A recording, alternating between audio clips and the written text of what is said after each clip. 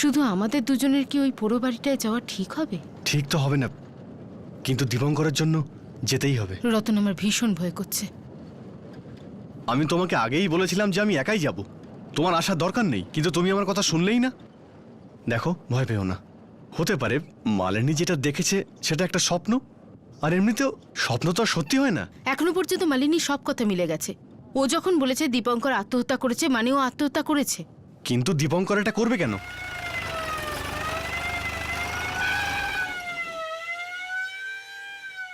আমি আপনাদেরকেই খুঁজছিলাম। কি ব্যাপার? জেটির কাছে একটা লাশ পাওয়া গেছে। লাশ? মুখটাকে তো মাছে খেয়ে খেয়ে বিগড়ে দিয়েছে। হ্যাঁ, কিন্তু পোশাক দেখে বোঝা যাচ্ছে যে ও আপনাদেরই বন্ধু।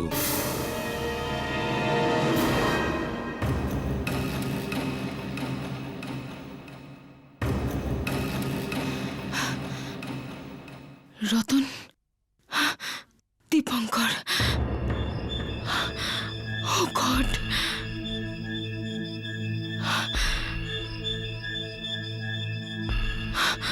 মুখটা না দেখলেই ভালো হয়। মুখটাকে মাছে পুরো খুবলে খেয়েছে।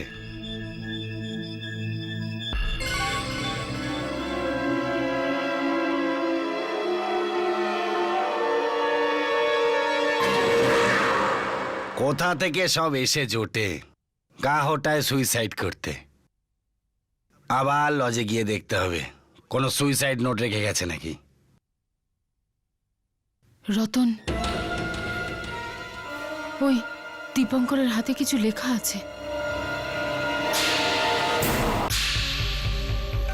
এই 5 নম্বরের মানেটা কি হতে পারে? আচ্ছা, দীপঙ্কর কিছু বলতে চাইছিল না তো?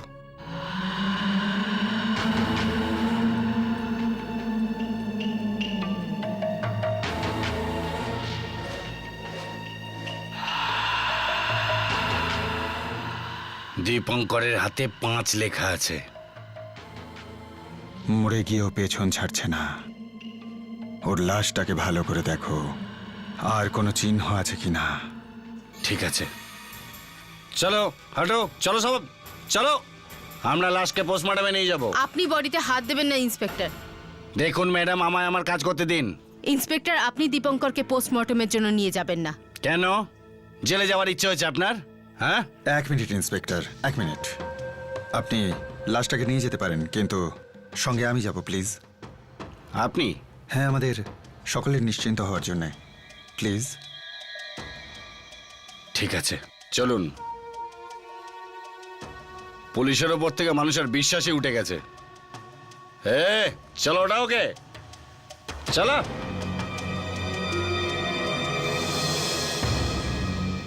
খারাপ লাগছে, খারাপ লাগছে এটা ভেবেছে দীপঙ্কর এখানে ওর মায়ের মৃত্যুর কারণ জানতে এসেছিল। কে জানতো যে এখানে আসার পর ওরই মৃত্যু ঘটবে? আমি সব সময় ওকে ভুল বুঝতাম, ওর কথায় কখনো আমি বিশ্বাসই করিনি। কিন্তু ওই ঠিক ছিল, একদম ঠিক ছিল। মনে আছে শিলা, দীপঙ্কর বলেছিল যে ওর মায়ের লাশের ওপর একটা চিহ্ন দেখেছিল। হ্যাঁ, আর সেই চিহ্ন দীপঙ্করের মাথাতেও ছিল।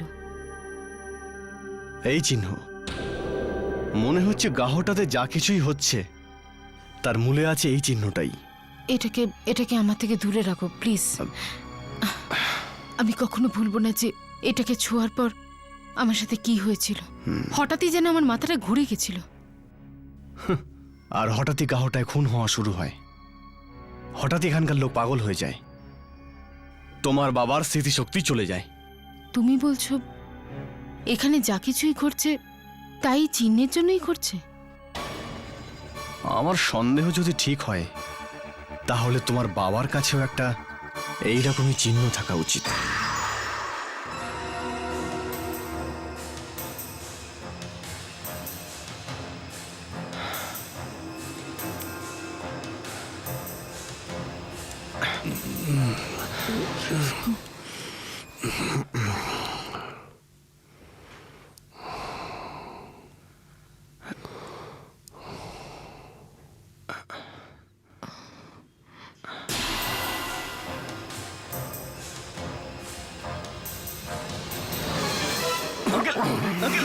শিলা, বাবা, বাবা, বাবা, ওকে ছাড়ো। আঙ্কেল, কি করছেন আপনি? বাবা, একে ছাড়ো। আঙ্কেল, ছেড়ে দিন। বাবা, কি করছো তুমি? বাবা, বাবা, ছাড়ো ওকে। বাবা, আঙ্কেল, ছেড়ে দিন আমাকে। ছাড়ো, please। বাবা, কি করছো তুমি? বাবা, কি করছো? বাবা, ছাড়ো। বাবা, বাবা, ছাড়ো।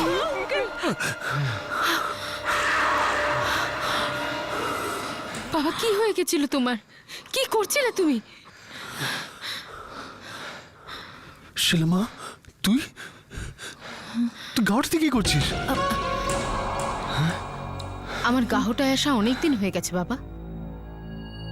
অনেকদিন তোমার মনে নেই? না, কিন্তু আমি তোকে গাওয়াটাতে আসতে বারণ করেছিলাম, তাই না? আমি তো নিজে তোর কাছে যাচ্ছিলাম।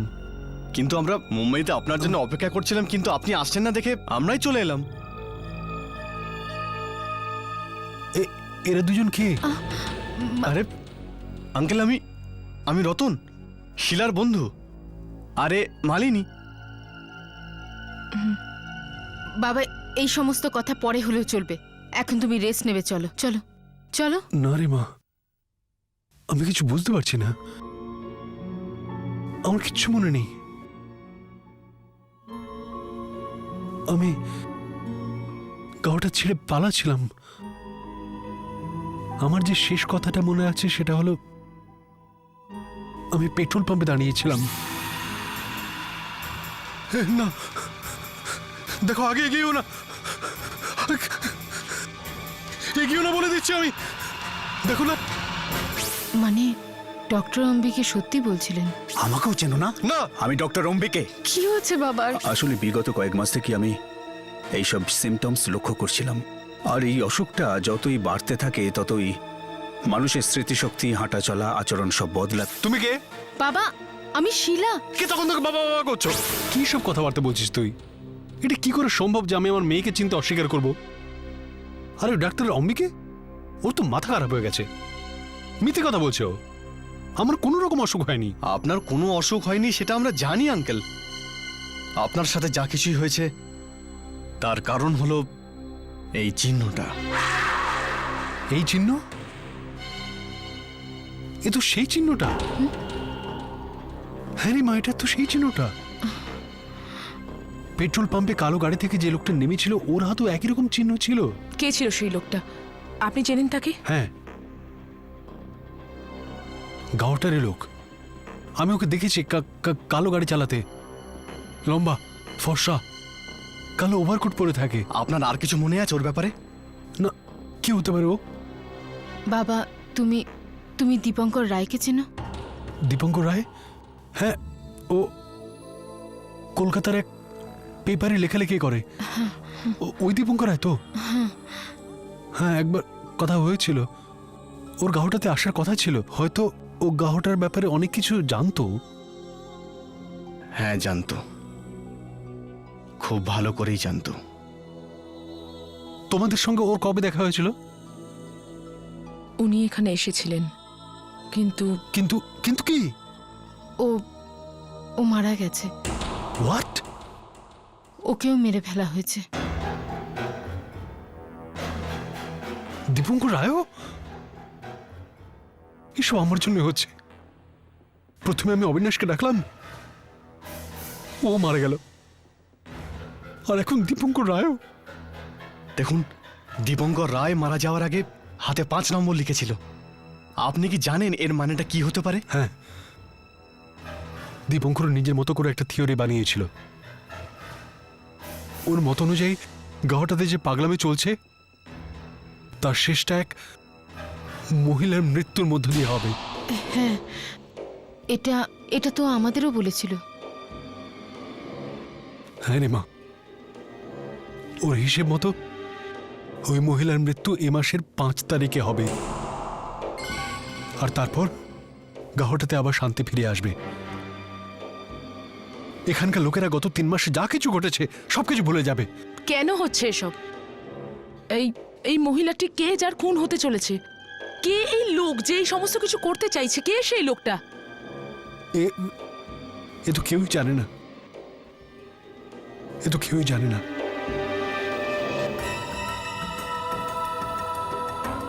শিলা?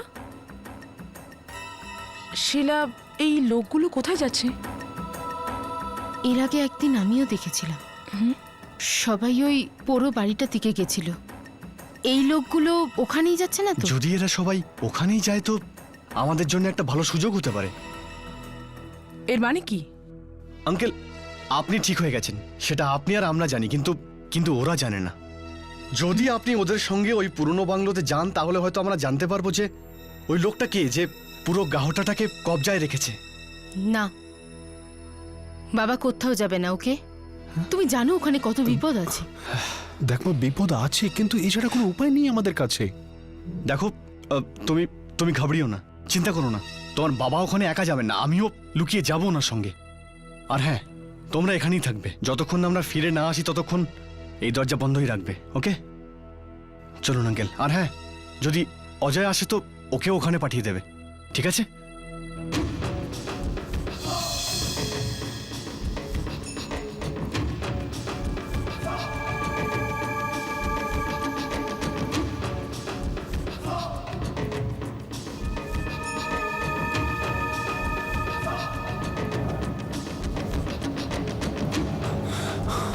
আরে প্রতাপ, প্রতাপ, একটু দাঁড়াও। এসো, বসো। আমি ওদিকেই যাচ্ছি। এসো এসো, একসাথেই যাবো। এসো, উঠে পড়ো।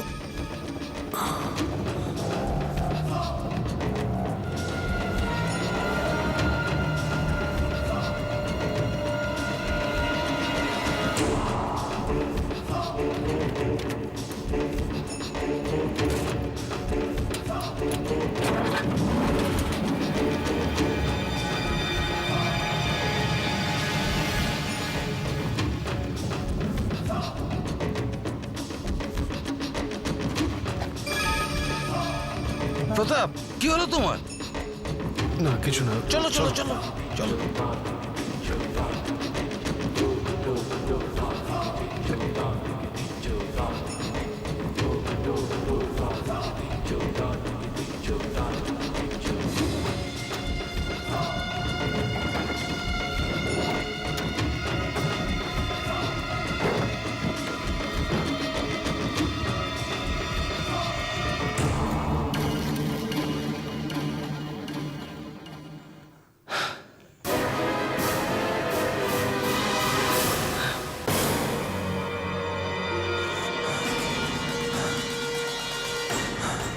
আরে তুমি এত ভয় পেয়ে গেলে কেন?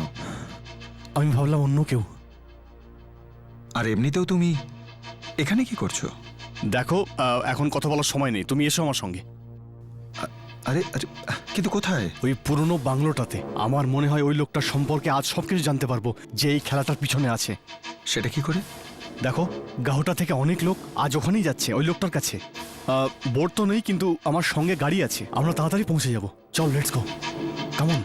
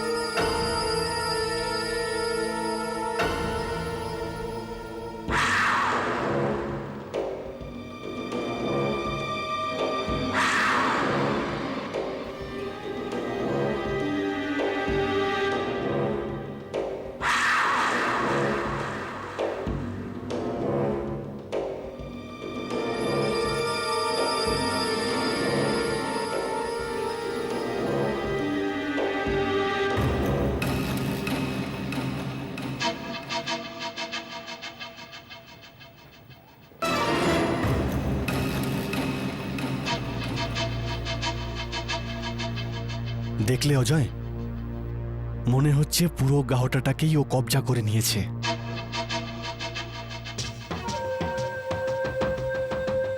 কিন্তু এত লোক এখানে একসঙ্গে জড়ো হয়ে কি করতে চাইছে? গিয়ে দেখতে হবে। আমার এটা মনে হচ্ছে আজকেই সব জানতে পারবো, এই লোকগুলো এখানে কি করছে আর ওই লোকটা কে। চলো।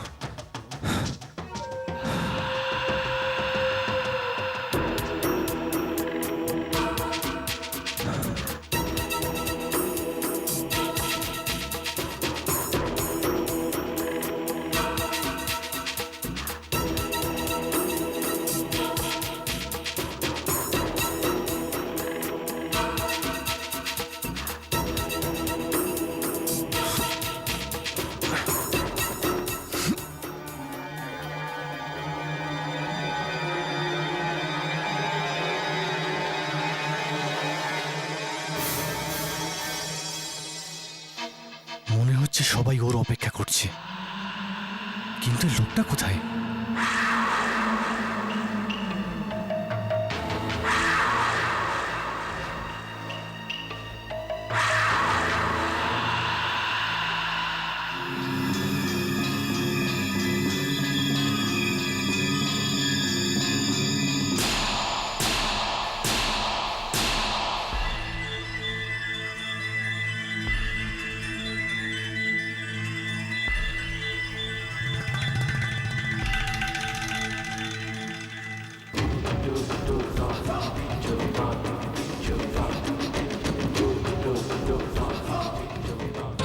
আরে কোথায় যাচ্ছে এই লোকগুলো? ওই লোকটা ভিতরের ঘরটাতে নেই তো? রতন, ওদিকে দেখো।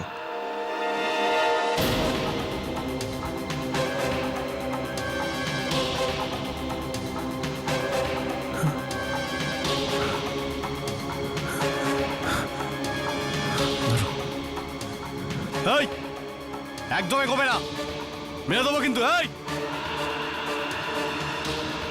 একদম এগোবে না।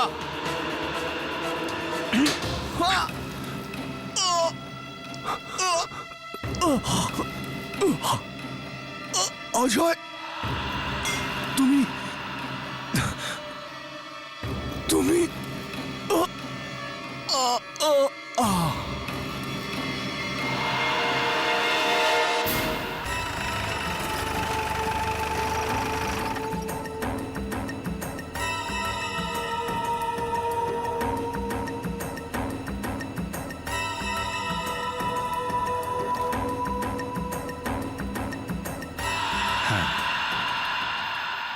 আচ্ছা,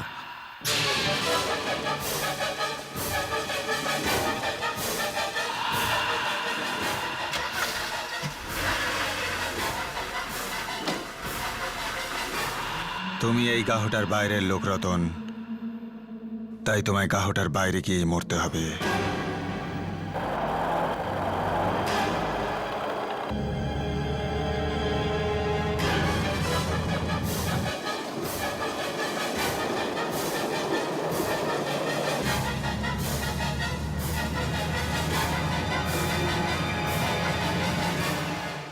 যে দিনটার জন্য আমি ৩৭ বছর অপেক্ষা করে আছি, সেই দিনটা এসে গেছে। ৫ তারিখ গ্রহের সমস্ত অবস্থান ঠিক থাকবে। ৫ তারিখ আমার জয়ের দিন হবে। ৩৭ বছর আগে একটা ভুল হয়েছিল, দীপঙ্করের মা অপর্ণাকে নির্বাচন করাটা। কিন্তু এবার আর কোনো ভুল হবে না। এইবার শিলাকে বেছেছি, শিলা সান্যাল।